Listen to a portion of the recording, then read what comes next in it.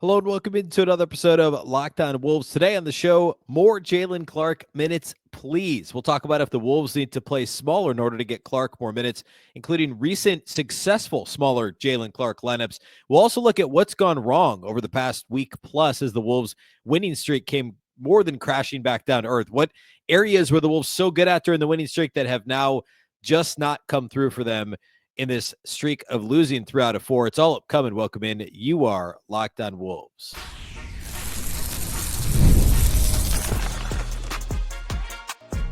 You are Locked On Timberwolves, your daily Minnesota Timberwolves podcast. Part of the Locked On Podcast Network, your team every day. Hello and welcome to the Locked On Wolves podcast, part of the Locked On Podcast Network, your team every day. My name is Beecken. I'm the host of Locked On Wolves. Today's episode is brought to you by Game Time. Download the Game Time app, create an account, and use the code LOCKEDONNBA for $20 off your first purchase. Happy Wednesday, everybody. Happy hump day. And today on the show, we're going to talk all things Jaylen Clark, Timberwolves lineups, and kind of the cross-section of the two. What lineups has Jaylen Clark been most successful in? What is he the best at? There's a lot of things he's really good at. And how could the Wolves find a way to play him more while not, without completely upending what they've had for what's more or less been the same rotation all season when guys are healthy? So we'll talk about some of the more successful Jaylen Clark lineups to date and what that might look like for Chris Finch moving forward. We'll also talk about the things that have changed for the worse over the past week and a half or so, as the Wolves have now lost 3 out of 4. So we'll dig in on a few things the Wolves did so well in January, February, and especially over the 8-game win streak that ended a couple of weeks ago. And then what has changed the most. We'll peek ahead at the schedule and the standings as well. A big thank you off the top for making Locked On Wolves your first listen every single day. Of course, this show is free and available everywhere. That includes YouTube as well as all of your favorite audio platforms. Wherever you'd like to listen to podcasts, you can find Locked On Wolves. You can also watch on the Locked On Sports Minnesota app on both Roku and Amazon Fire TV. And a reminder, you can subscribe to the daily newsletter at lockedondaily.com. It's one stop for ultimate team and league coverage delivered right to your inbox. Sign up for free now at lockedondaily.com. All right. Right here on this program, Locked On Wolves, I have been requesting for a long time that the Timberwolves play more Jaylen Clark. And I got in a bit of a soapbox on the post-game pod yesterday on Tuesday's show. It was the second segment of the show, if you want to go back and listen to the full soapbox. But the short version is, it actually was more about Jaylen Clark and TJ Shannon. And my push here is that, especially given, like, when it comes to Jaylen Clark, he just needs to play more, period. I don't care who the opponent is. I don't care who plays less minutes. I really don't. He's just got to play more. The TJ Shannon piece, which maybe I'll do tomorrow, was more about, depending on the matchup this dude has to play. Jaylen Clark, I think, is a matchup-proof player. Not entirely, like hardly anybody is entirely, but he should be playing regardless. Some nights maybe more, some nights maybe less, but he's got to play. TJ Shannon, I'm not going to stand on this soapbox and say he's got to play every night, but I am going to say against certain matchups like the Indiana Pacers, that dude's got to play more, because he's exactly the answer, or the counter, I guess, is a better way of saying that, to the way the Pacers wanted to play and try and exploit the Timberwolves.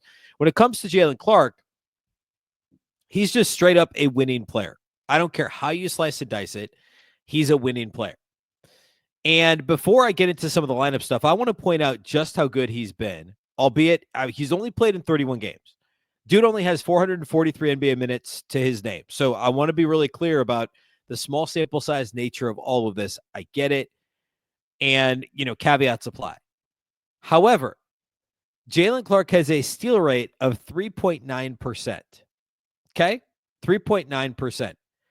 If he had played enough to qualify for rate stats, to qualify for like the league leaders in per game, which I don't know exactly what the minute threshold is right now, but it's probably a little more than twice what he's played. It would be the second highest steal rate in the entire NBA. Easily second place. Number one is Dyson Daniels of the Hawks at 4.2%, which is bonkers. Chris Dunn of the Clippers, former Timberwolves first-round pick, is currently second at 3.6%. And Jaylen Clark has a 3.9% steal rate. That is a bonkers number. Again, would be second in the league. All right, really 4.2% is the most bonkers number. But like, for instance, last year, that mark of 3.6% would easily have led the league. Or excuse me, 3.9%. Last year, the league leader in steal rate was Alex Caruso, then of the Bulls, at 2.9%. That is a full percentage point higher. 33% higher than last year's league leading steal rate is where Jaylen Clark is right now. And you can go back further if you want some additional context. If you go back 2 years, the league leader was also Alex Caruso at 3.0%. So this year it would be second at 3.6%, would have led the league each of the last 2 years. Again, I understand the sample size is small, but something tells me that Jaylen Clark's steal rate would not drop all that much if he played all the time. I just don't think it would. That's just the type of player he is. It doesn't feel fluky like some rate-based stats might. So Jaylen Clark, a 3.9% steal rate, would be second in the league. Another number that I thought would be impressive, given his scouting report coming out of college. Like I thought this was going to be a strong category for Jaylen Clark, and it has been, is offensive rebounding. Now, relatively speaking, well, this part's not relatively, but when you consider the position, Jaylen Clark is a guard, and he's not a very big guard. And that's one of the knocks on him, right? Like, coming out of college, it was obviously the offensive game, but I mean, he's I think he's listed at 6'5". But he's a little, like, he's good enough, he's big enough to play shooting guard at the NBA level, to play the 2 guard. His knack for the ball, first of all, but specifically his offensive rebounding ability was something I had in my scouting report that I've read now several times on the show, from not this last summer, but the summer before, when the Wolves drafted him in the second round. And as a refresher, he's a guy who everybody had in the first round, and some mocks even had him as a lottery pick before the Achilles tear he suffered at UCLA in March of 23, it would have been. And the Wolves got him in the final 10 picks of the second round that year because of the Achilles. And he essentially redshirted. They signed him to a 2-year, 2-way deal. And now he's earned a guaranteed standard contract the rest of this year and all of next year, a standard minimum contract, which is a great deal for both player and team. All that to say, nose for the ball / rebounding is something that we all knew that Jaylen Clark was going to be really good at. Sure enough, he by far has the best offensive rebound rate of any Timberwolves guard. Jaylen Clark has an offensive rebound rate of 5.6%. For context, so does Jaden McDaniels. And I've been just lauding Jaden, the Pacers loss on Monday notwithstanding, for just being like, he's more than doubled his offensive rebound output. He's already surpassed what he did all of last year more than doubled what he did all of last season in terms of total offensive rebounds. Like, it's been nuts. Jaylen Clark has the same offensive rebound rate. He's got an offensive rebound rate higher than Naz Reid. The next highest guard on the team for offensive rebound rate is 2.7%. That's Nickeil Alexander-Walker. Jaylen Clark has an offensive rebound rate of 2 times the next highest guard on the Timberwolves roster. And the only guys on the roster that play regular minutes who are ahead of him are Rudy Gobert, Julius Randle, and Jaden McDaniels. You're starting front court. And then it's Jaylen Clark. For context, additional league-wide context, you look at offensive rebound rates league-wide, and this would put him tied with Jaden McDaniels for 41st, just outside the top 40. You can scroll through and find the guards that would be ahead of him on the list. There aren't very many. Russell Westbrook, obviously, right? Josh Giddey, okay. Josh Hart. That's it. He would be 5th among guards across the NBA in offensive rebound rate if he qualified based on minutes played. These are the do stuff ability type categories that I've talked about on the show time and time again. Steal rate, offensive rebound rate, the stuff that no one else does. Like, it's kind of the Jared Vanderbilt, what I've wanted the Josh Minott categories to be, the stuff, the glue guys that do all this stuff. But Jaylen Clark is the best on-ball defender of any of those guys. He's on par as an on-ball defender with anybody, like league-wide. I truly believe that. He's so good on the ball, and obviously very good off the ball. He's opportunistic without being reckless. it's just an incredible combination of things. And what I want to do next is talk about some of the lineups he's thrived the most in and what that could mean. If Jaylen Clark's going to play 20 minutes a game, and I think he needs to, whose expense is that at? And what does the structure of those lineups look like moving forward with Jaylen Clark? So we're going to do all that here next. Today's episode of Locked On Wolves is brought to us by our title sponsors at Game Time. There's nothing like watching basketball live. The energy of the crowd, the sound of sneakers on the hardwood, and maybe even a celebrity sighting courtside. If you want to catch a game in person, Game Time makes getting tickets easier than ever. Game Time's new feature, Game Time Picks, filters out the fluff and shows you only the best deals on great seats so you don't have to waste time scrolling through thousands of tickets. It's super easy to shop on Game Time. There's amazing deals at every matchup upcoming, no matter where you live.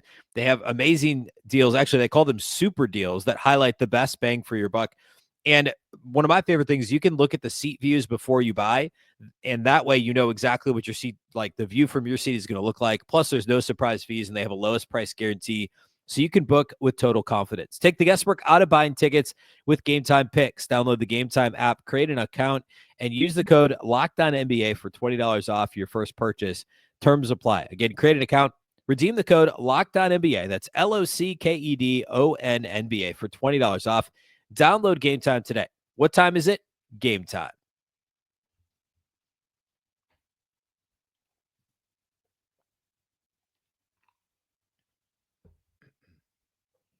Okay. So Jaylen Clark lineups. Here's the thing. Like I already talked about the number of minutes he's played. He's played what, 447 minutes or something. That's 849, 850 possessions to this point in the season. According to Cleaning the Glass, Jaylen Clark is a +5 in those 849 possessions. Jaylen Clark lineups are 77th percentile lineups, and believe it or not, they're actually better offensively than they are defensively. We'll talk about why I think that is here in a second. But they're 84th percentile offensive units with Jaylen Clark on the floor and 52nd percentile defensive units. If you look at the lineups, the 4 lineups he's played with the most, which again, small sample, like the lineup he's played the most with is just 76 possessions. And then it goes down from there to 68 possessions, 42 possessions, 34 possessions.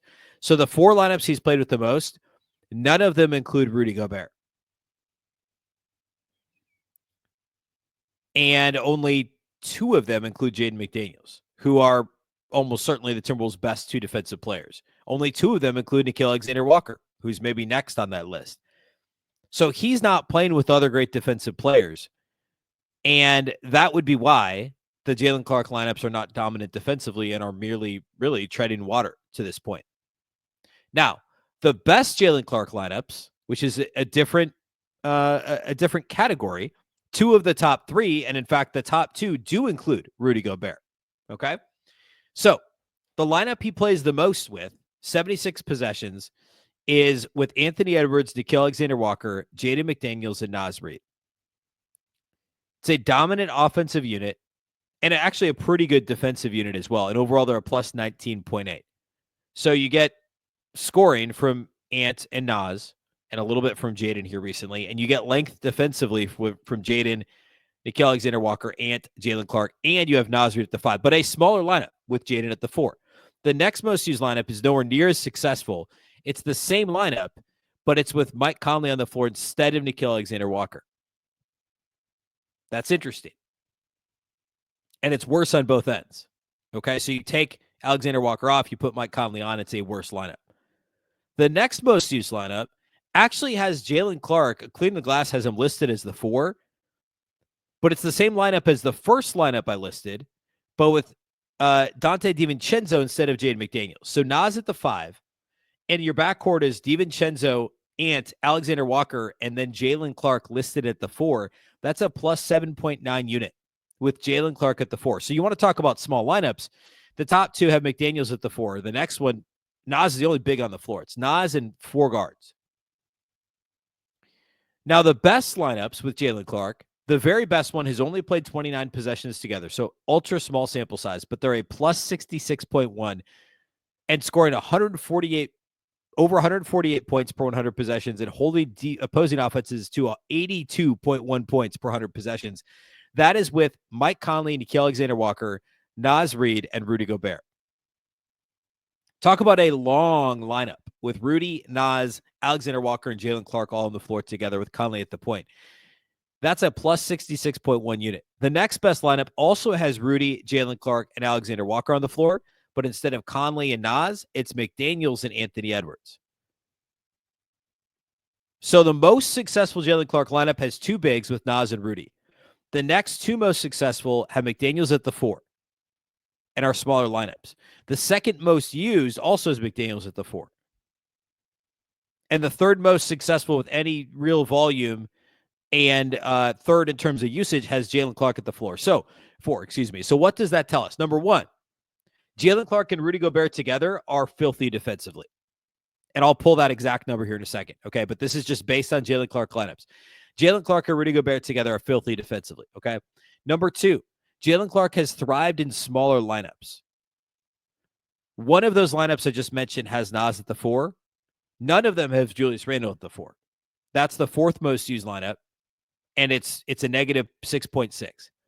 So Jaylen Clark with small lineups and Jaylen Clark with Rudy Gobert as the 5 in bigger lineups, or even with Jaden at the 4, that's the direction we want to look here. Names we haven't talked about. DiVincenzo is in one of those lineups. Julius Randle is in one lineup. Those are the guys that we have the least amount of data with that are part of the rotation regularly. The Conley thing is a little bit more hit and miss. I think it's more about the other personnel. It's about being with Rudy, being with Jaden, and it looks like being with Nickeil Alexander-Walker. Now, to the point about Rudy and Jaylen Clark on the floor together, Rudy and Jaylen Clark have played 238 possessions together. So roughly a quarter of the possessions, a little more than a quarter of the possessions Clark has played with have been with Gobert. They are 96th percentile units and 97th percentile defenses. And to be a 96th percentile unit, you've still got to be good offensively. 85th percentile offensively with Clark and Gobert on the floor together. And they're kind of split half and half with McDaniels at the 4 and Naz at the 4. And then the backcourt is kind of a mix and match as well, although basically every one of them has Alexander-Walker. So clearly Chris Finch is comfortable playing Alexander-Walker and Clark together. And so you can mix and match around that, right? Like, is it Alexander-Walker, Clark, McDaniels, and Gobert? Or is it Alexander-Walker, Clark, Naz, and Gobert? And then your other guard is either going to be Conley or Edwards more often than not, maybe DiVincenzo. But again, the whole point here is a Clark-Gobert lineup. And even like the example we had earlier, the one I looked at earlier with Clark at the 4, and I think it was Naz at the 5, a super small lineup. Those are dangerous, potent lineups. Jaylen Clark has figured out how to do enough offensively to offset at least the concerns I had about him as an NBA player, a viable offensive piece. By the way, it's still small, short, small, whatever you want to call it, volume. But Jaylen Clark is shooting threes at 44%, 43.8%. If he plays a lot more, I don't think that number stays above 40%. But if it's in the 37% range, there's a lot of room there. That's totally fine. And it helps that he's probably the least threatening offensive player on the floor anytime he's out there, at least on the perimeter. At least teams feel that way. So he's wide open, but he's making the shots. There's plenty of leeway here, plenty of room for Chris Finch to find Jaylen Clark minutes. And I just think it means playing smaller. And it might mean a little less Julius Randle. It might mean a little bit less Jaden McDaniels at times. It might mean a little bit, I know he plays well with Rudy, but it could mean a little bit less Rudy. I don't care where it comes from. But Jaylen Clark really looks like he's one of the best 9 players on this team. I don't know how else to say it.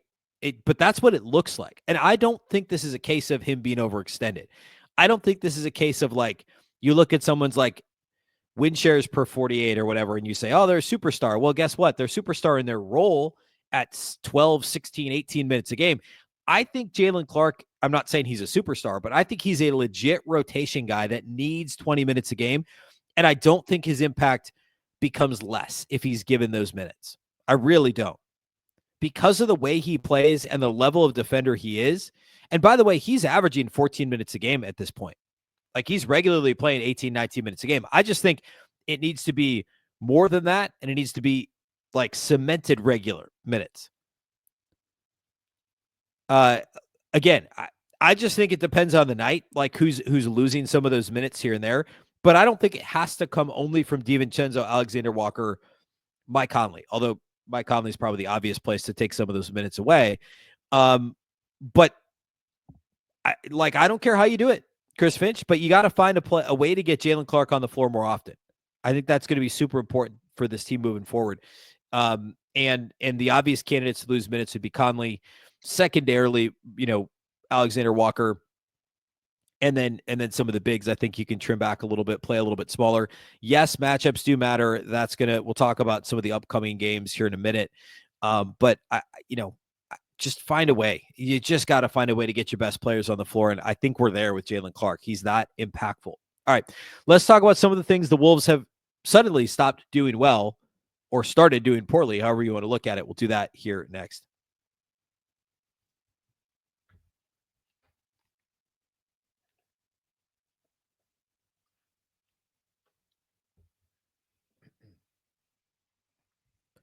Okay.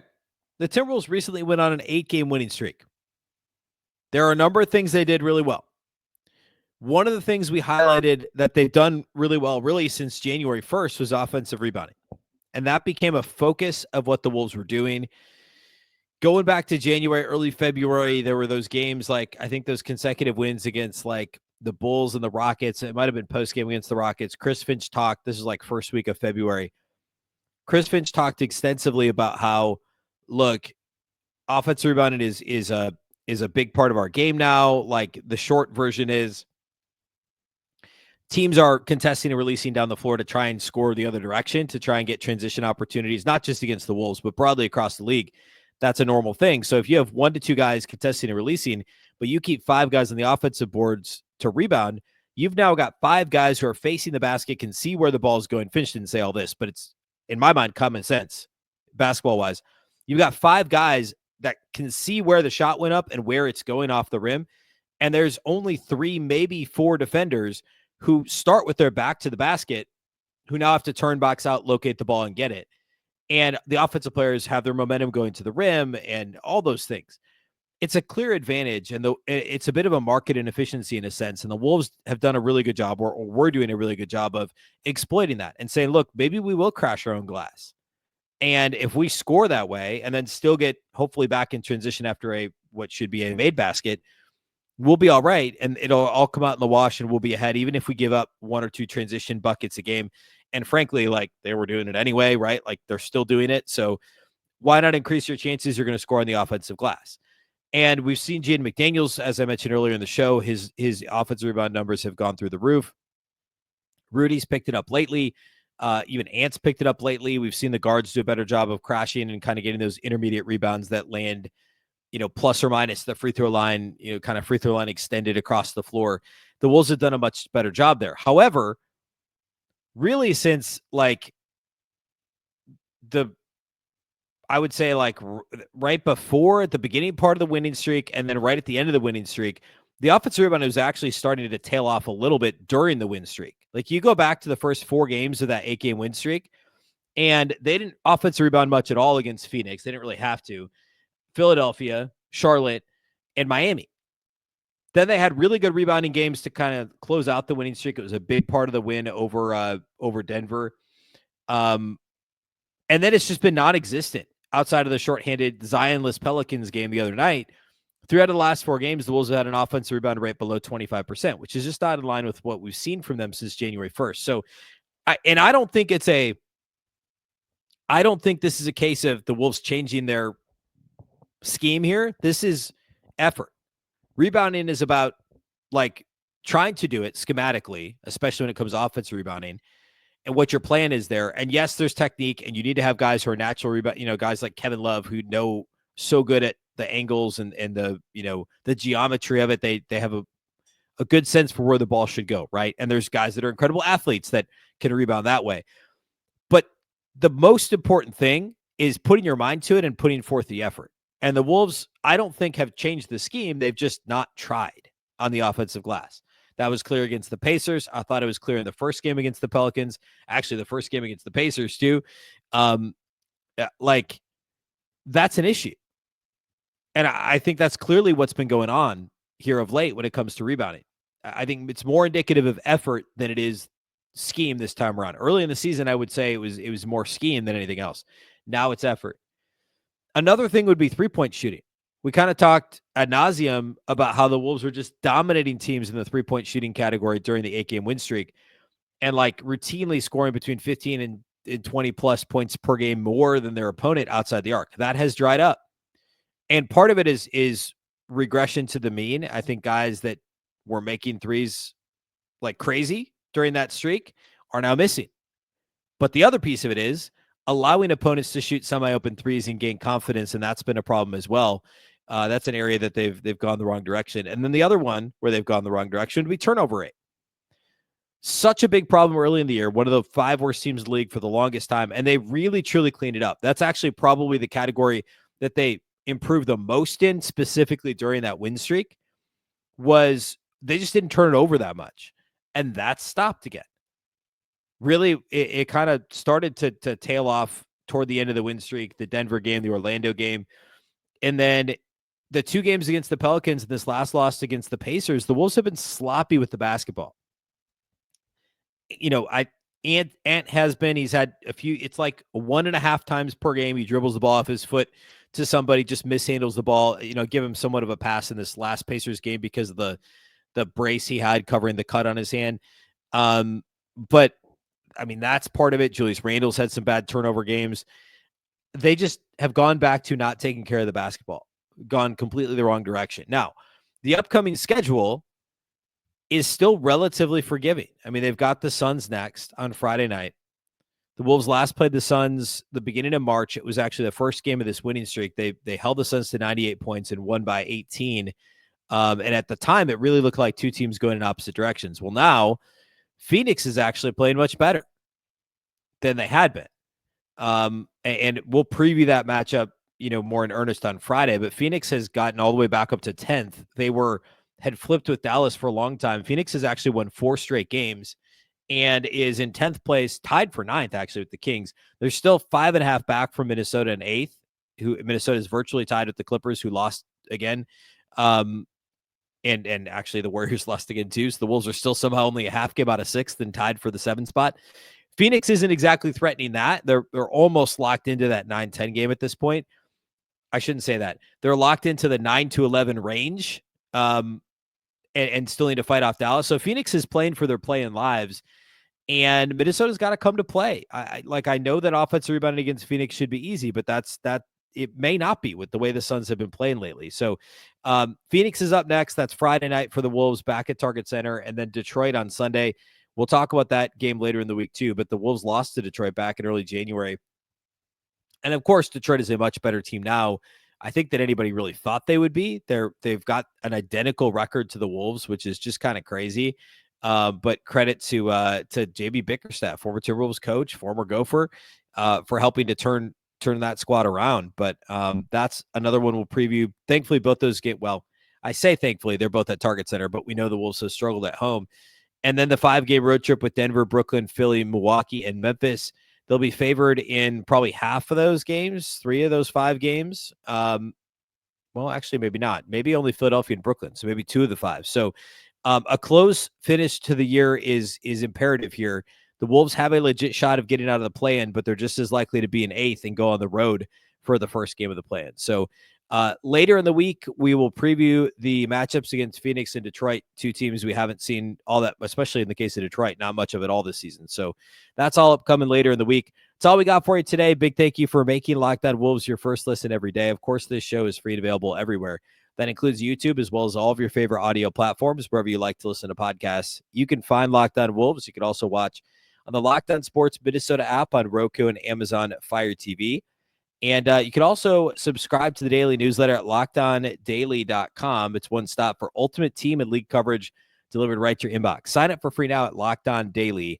lockdownwolves.com. Of course, the Locked On Wolves podcast is part of the Locked On Podcast Network. Remember, the Locked On Network is your local experts on all the biggest stories. Once again, I'm Ben Beecken. This is the Locked On Wolves podcast, and we'll catch you next time.